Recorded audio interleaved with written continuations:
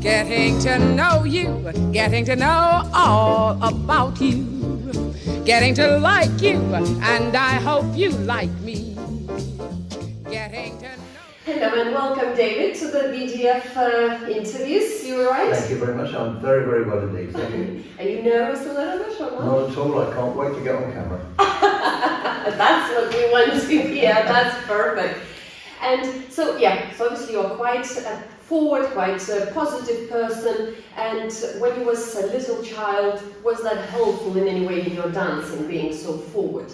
Now, I hope not many people are watching this eventually, because when I was a young child, up until I was about 12, I was very shy. That's impossible. No, shut up. No one believes it, but I was very shy. I wouldn't take boo to a goose. After that, I rallied and became the obnoxious sort of dose. So what changed? What suddenly changed? So one morning you woke up in the morning and say, that's it! Well, when I left school, my headmaster told me to leave in September because it was a waste of time me going on till March, which was I was supposed to leave, so I left at 14. He was right, of course, because I was pretty thick. Because all I ever did was play sport, which was football, and I was a schoolboy international. And then from there I went on to professional clubs. You learn a lot then. I spent my young time in the East End of London, in Whitechapel and places, and I learned lots of things about life. Some of them not quite as kosher as they might be, but there you are. That's what's made me into the upstanding person you've never seen before. So you mentioned you was playing football and quite seriously, I believe. And up to what age was that? I went to Brentford first of all, only for about 3 weeks, because the manager there then left and took me and another youngster to Fulham. And that was 1955. I hate that. 1955, not 18, as Graham Oswick sometimes says. And I broke my leg, which was this one, in 65 on my former mother-in-law's birthday. So it's something it was easy to remember her birthday, which is probably why I am as I am today. And I learnt there's no point in being shy there, because when you're playing that game, like dancing, you know everyone against you or all the rest of it, and when you're in the match, they don't like you very much, and vice versa. And it's much the same in my dancing career. I hope I was friendly to people off the floor, but on it, I just thought, if I'm in a comp, win it. So you how many years you played football, you would say? Well, once I went to, I was a schoolboy, I sent a picture in for the quiz of me. I've got it in my pocket here, but it won't come over on the video. I played for England when I was 14, just 14, school international. It was at Wembley, against Scotland, and with a name like Douglas, that goes down ever so well in Scotland, and one against Italy. And you take a lot of knocks, and the people in that game who are in charge of it call a spade a shovel. In dancing, the coaches that you have had, and I've had, are normally quite nice. Yeah. So did you say you played, what, 5, 6, 7 years football? 10, nearly 11 years before this leg. Still right. got screwed. So is that because of leg you had to stop playing football, and that's why you turned into well, dancing? Yeah, I mean, it broke and it had to be screwed together. Right, so you couldn't play football, but you could dance. Well, I could have done, but not at that standard. Right, but you could dance, so dancing wasn't... At the time, I was sort of doing it when there wasn't a game on, just mucking about at dancing. And when that happened, I took it more seriously. And the rest is history, as they say. Right. Oh, so whilst you was playing football, you still was casually dancing a little bit, but it wasn't simple, right? Yeah, I mean, it was... well, in those days, the wages for a footballer were £25 was the basic salary. I don't know what that, you think that's 1955 to 60 to 65. That would be a lot of money now. My father, who was was called a foreman in those days in a factory now called supervisor. He was on £5 something. Oh wow. He wasn't terribly impressed. So I run around the field kicking the ball and he works God knows how many hours in the week and got a sixth of what I was getting. Yeah, and then you couldn't play football, so that So must be quite... dancing came along and... God, then you spent all your money in dancing. No, actually I spent my partner's money in dancing. Oh! Oh yes, yes. Well, that's very clever. But we used to have to put monies together to go anywhere, but a lot of people had faith in me. Sonny Binney, Sidney Francis, Bob Burgess. They gave me free lessons for nearly a year because I didn't have any money. And when we finished up winning, I said to Sonny and Bob, because they were in the Pally, I said, I'll be able to pay you back now. And they said, you just paid it in full, young man. Yeah. It doesn't happen very often now. No. So do you think if obviously this is a very ambiguous question, but if the leg wouldn't have broken, do you think you would be still playing on football? You wouldn't I be... might have been manager of Arsenal. Right, so you wouldn't be then, you only took dancing because that was the second best at the time that you liked, let's say. It wasn't even considered. Oh, right. Right, it wasn't... It was something to do because there was girls there. Right. And they liked to dance and I couldn't, so that's why I learned. But in the end I couldn't go to those sort of dances because I could do it too well and they wouldn't dance with me. It defeated the object really, so then I found various partners and the rest you know. But it's been an interesting... Yeah, but you said you're lucky that you had your dancing, because obviously being such an active sports person, and then suddenly you can't do. You want to do something. Correct. So at least you can utilize or really, yourself in. Well, look at your career. I mean, if you were suddenly told tomorrow, there's £10 million, Ronnie, go and sit in the sun. After a little while, you think, what can I do? Yes, I think it's in our blood. It's like drugs. You have to do it, whatever the money you have. Yes, for sure. You So it was very lucky that you were still able to dance and dance very well indeed. Some people didn't think I could, but they were just bitter and twisted. Well, and that probably inspired you to prove ever so more that I can. When you hit it right on the head. And a gentleman no longer with us called Harry Tucker, and he had a school, and he told me when I was dancing ballroom only, because I didn't do Latin until '64. I won the world in '68, but I was only doing ballroom, and I was dancing with Diane Barron, who's still obviously with us. She's down in Bristol way, I think. And he said, if you don't win with this lady, you'll never win anything. You'll be no good whatsoever. Well, a week later we split up. Right.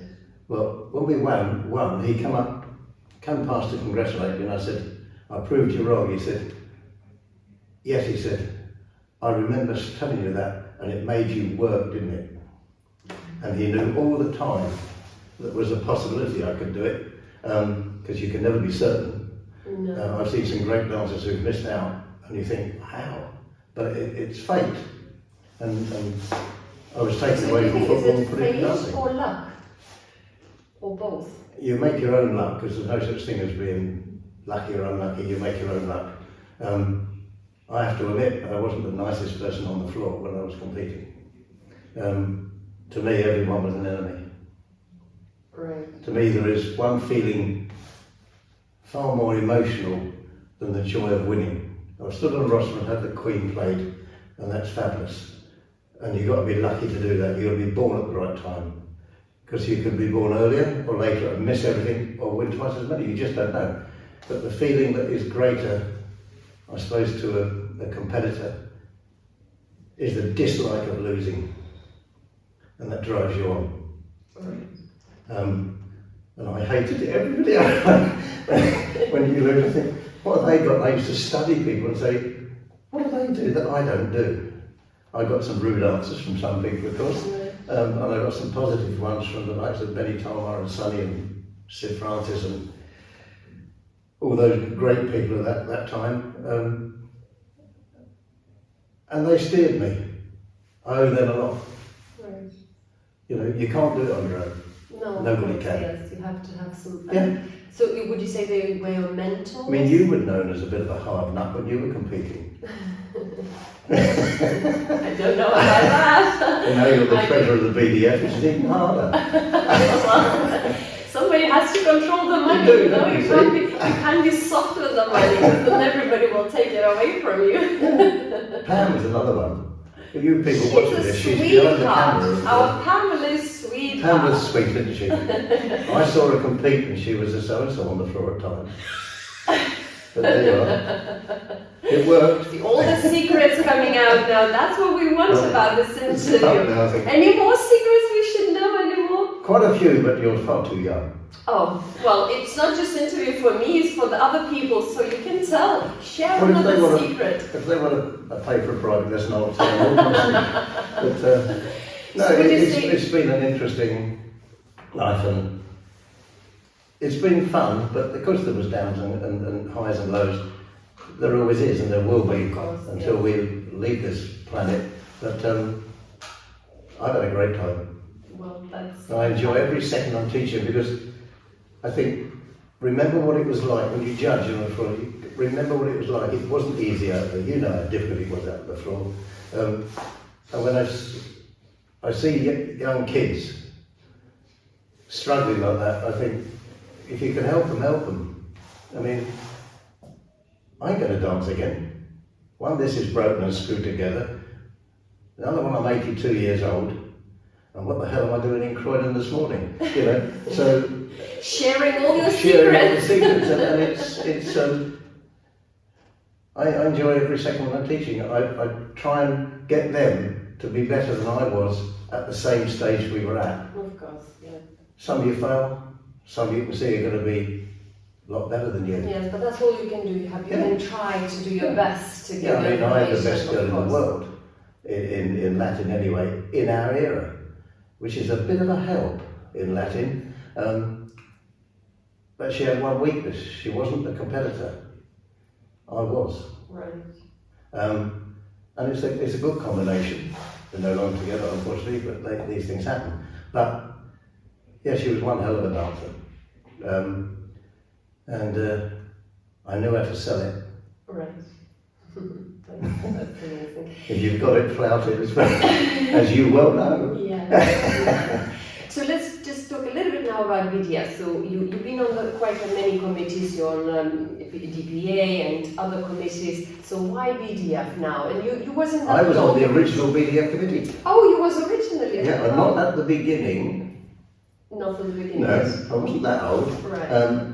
And it was known originally as Binnick's Dancing Friends, BDF, Okay. which was a joke, but it was the mafia of the day. When I tell you, it was Binnick, Burgess, Boltwood, Laird, Hunt, Francis, Udell, Burton, Equerton, Shanahan, and me. Wow, that's like kings of Yeah. land, all the It top. was when I was competing, and I tell you, it was very, very useful when they walked on the floor. But yeah, so that's when I started, and I stayed with the BDF ever since. Right. So now I'm back on the committee. I dropped off for 20 years because I had a brain tumour. Right. I got lots of letters saying, can they have a proof that they took the sisters, it was out and left the brain, or was it the other way around? I got a lot of rude cards on that. But yeah, so that's the only reason I left, and I came back, and we've sat together now for several years. Yes, well, that's nice. And I haven't once asked you for money. It's a non-profit organization, so No, yeah. we're doing everything as a charity. Well, the drawback, isn't it? Yeah, exactly. We're doing it because we love dancing and we love to help dancing. It's a drug. Exactly, it's something to give back, Yeah. isn't it? You've got to give back, because otherwise there's no future. Yes. I mean, Yes. we are for yourself when you're competing, and no one else matters. The only person that is not trying to beat you, and sometimes you doubt this, is your own partner. But I doubted it quite a lot. But you've got to give back, because otherwise, where are we going? Exactly. Yes. And if you see someone help them, for goodness sake, help them. Yes, so thank you. On this note of help, we will finish this wonderful historical interview. So much history. Another way of saying I'm old, isn't it? Well, no, but it's a lot of history carried there, and it's very valuable to know for all our dancers, and of course the help and support that you say is so important. So we cherish those words, and thank you very much, David. I'm glad you got this side because there's more hair this side. I'm glad you're happy. Thank you very much. Getting to know you, getting to know all about you, getting to like you, and I hope you like me.